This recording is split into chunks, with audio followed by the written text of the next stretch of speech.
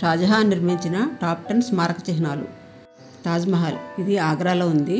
తన ప్రియమైన భార్య ముంతాజ్ జ్ఞాపకార్థం నిర్మించబడిన తెల్లటి పాలరాయి సమాధి. ఇది ఆగ్రాలోని యమునా నది ఒడ్డున ఉంది.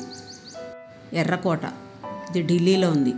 ఎర్ర ఇసుకరాయిని ఉపయోగించి నిర్మించబడిన ఈ కోట సుమారు 200 సంవత్సరాలు మొఘల్ చక్రవర్తుల ప్రధాన నివాసంగా ఉంది. జామా మసీద్, ఢిల్లీలో ఉంది. 1656లో నిర్మించబడిన పాత ఢిల్లీలోని జామా మసీదు భారతదేశంలోనే అతిపెద్ద మసీదులలో ఒకటి.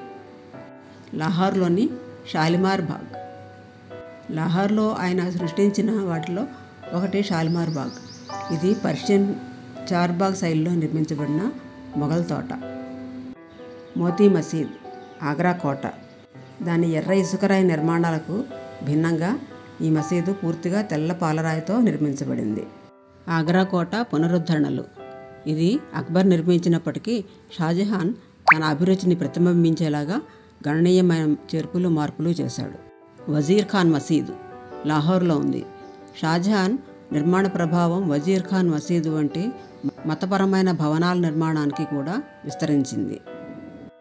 షాజహాన్ మసీదు తట్ట, ఎర్ర ఇటుకలు నీలిరంగు పలకలతో నిర్మించబడిన ఇది 93 గోపురాలతో, గోపురం ఒక చివర నుండి మరొక చివర స్పష్టంగా వినిపించేలాగా ధ్వనికి ప్రసిద్ధి చెందింది. చాందినీ చౌక్, ఢిల్లీలో ఉంది. సాంప్రదాయ కోణంలో చాందినీ చౌక్ స్మారక చిహ్నం కాకపోయినా షాజహాన్ తన రాజధాని షాజహానాబాద్లో భాగంగా దీన్ని నిర్మించాడు.